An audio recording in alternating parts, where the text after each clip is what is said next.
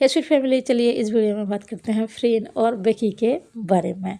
तो आप सबको जैसे पता ही है, फ्रीन गई थी गर्ल फ्रॉम नो हियर के गाला इवेंट में बेकी को कांग्रेस करने के लिए। आप सबने पिक्चर्स भी देखा है और मैंने आप सबको बताया भी है। तो फ्रीन यहाँ पर जब बेकी से मिलने के लिए गई थी, वो एक रेड रोज़ का बुके लेकर गई थी। वैसे मैं आप सबको बता देती हूँ, ये जो रेड रोज़ है ना, ये टोटल 6 रोज़ है, मतलब 6 गुलाब के फूल हैं। और फ्रीन और बेकी के फैंस ऐसे हैं कि कुछ ना कुछ ज़रूर मतलब निकालते हैं। तो ये जो 6 रेड रोज़ है ना, ऐसा कहना है, मतलब फैंस का भी ऐसा कहना है और ऐसा बोलते हैं। तो अगर 2 पर्सन एक दूसरे से लव कर रहे होते हैं, एक दूसरे से डेट कर रहे होते हैं, तो एक पर्सन अगर अपने लवर्स के लिए 6 रेड रोज़ लेकर जाती है, उसका मीनिंग होता है I want to be yours, मतलब मैं तुम्हारी होना चाहती हूँ या फिर मैं तुम्हारी हूँ, इस तरह का मीनिंग निकलता है। और ये जो मैं कह रही हूँ ना, इसका मतलब ये होता है। तो इसका एक चार्ट भी मिल जाएगा, आप चाहो तो गूगल पे भी चेक कर सकते हो। वहाँ पर आपको मिल जाएगा 2 रोज़ का मीनिंग क्या होता है, 4 रोजेस का क्या मीनिंग होता है, 9 रोज़ का क्या मीनिंग होता है, ऐसे ही 6 रोज़ का क्या मीनिंग होता है। मतलब जो लव करते हैं, लवर्स की जो चीज़ होती है, मतलब रेड रोज़ को लेकर जो मीनिंग्स होते हैं, वो आपको मिल जाएगा। तो अगर सच में फ्रीन और बेकी के बीच ऐसा रिलेशन है जैसा फैंस कह रहे हैं, अगर फ्रीन और बेकी सच में लवर हैं, वो दोनों डेट कर रहे हैं, तो फ्रीन ने ये जो किया है, ये तो है बहुत ज़्यादा स्पेशल। मतलब कि वो बेकी को जता रही है, बता रही है कि वो उसके दिल में बेकी के लिए कितनी ज़्यादा डीपली फीलिंग्स है और वो बेकी को कितनी ज़्यादा चाहती है, और वो बताने की कोशिश कर रही है कि फ्रेंड सिर्फ बेकी की ही है। तो ये तो हो गया फैंस का कहना, मतलब फैंस जैसा सोच रहे हैं और जैसा बोल रहे हैं। लेकिन मेरा ये यहाँ पर क्या कहना है, मैं वो बताती हूँ। देखो, अगर फ्रीन और बेकी के बीच सच में रिलेशन है, वो दोनों लवर्स हैं, तो एकदम परफेक्ट है ये चीज़। फ्रीन ने जो किया है बेस्ट है। लेकिन दूसरी बात ये भी है कि बेकी का जो ये सीरीज़ है ना, गर्ल फ्रॉम नो हियर, इसके टोटल 6 एपिसोड हैं। तो शायद ये भी एक रीज़न हो सकता है। तो हाँ, यहाँ पर कोई भी रीज़न हो सकता है। वैसे ये चीज़ अगर सोचोगे, फ्रीन अगर चाहती तो और भी ज़्यादा रेड रोज़ ला सकती थी विकी के लिए, लेकिन वो 6 ही लेकर क्यों आई? कोई तो रीज़न ज़रूर होगा। बाकी अगर वो दोनों सच में लवर हुई, तो हमसे ज़्यादा खुश और कौन होने वाला है। और अभी आप सब स्क्रीन पर जो तस्वीर देख रहे हो ना, यहाँ पर साफ-साफ नज़र आ रहा है, फ्रीन और विकी एक दूसरे को कितने ज़्यादा सपोर्ट करते हैं, चाहे वो सोलो प्रोजेक्ट क्यों ना हो। आप सब देख सकते हो, विकी फ्रीन के गाला इवेंट में गई थी, उसका जो रिसेंट मूवी जो आया है, राखी मूवी जो हॉरर मूवी है, और बेकी जो फ्रीन का राइडर मूवी भी आया था, वहाँ पर भी गाला इवेंट में गई थी। और फ्रीन भी गई थी जो बेकी का एक हॉरर मूवी आया था, और लॉन्ग लाइफ लव पे भी फ्रीन गई थी बेकी को कांग्रेस करने के लिए।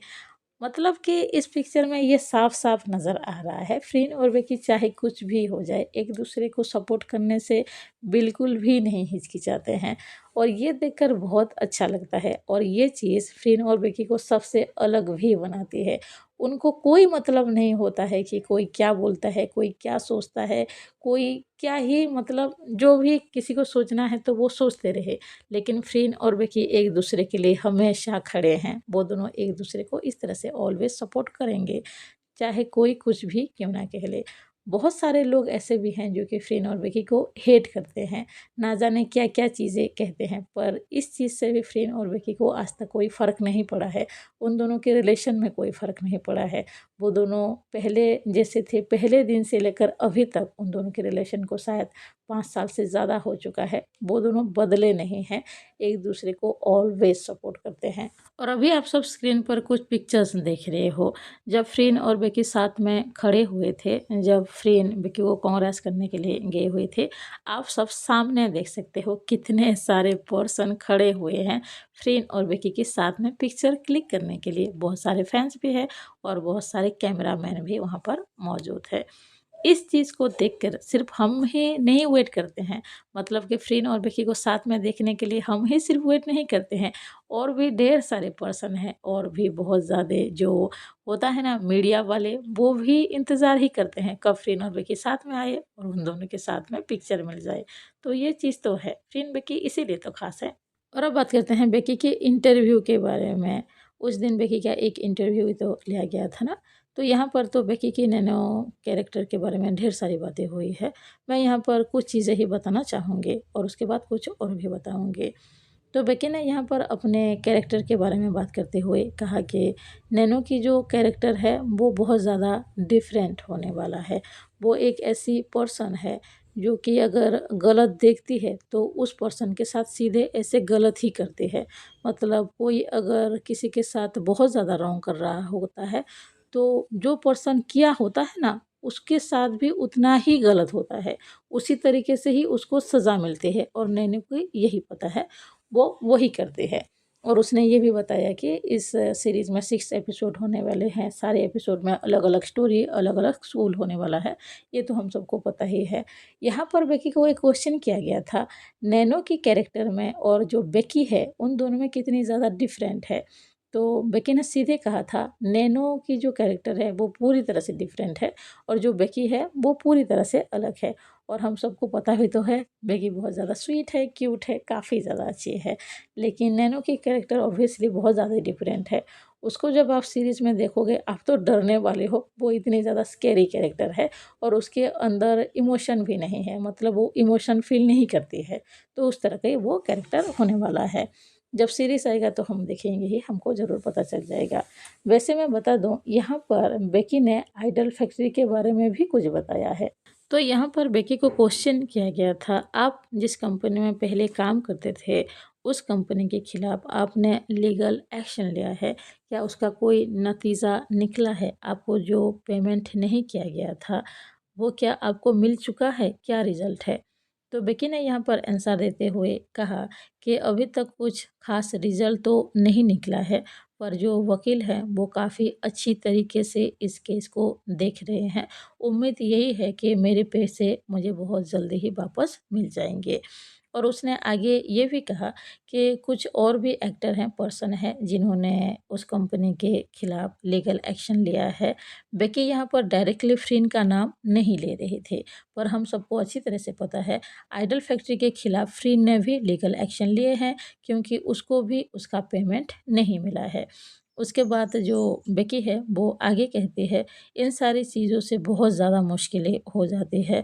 मैं अभी दोबारा ऐसी चीज़ें कभी भी सामना करना नहीं चाहती हूँ, क्योंकि बहुत दिक्कत होती है, मैं बता नहीं सकती हूँ।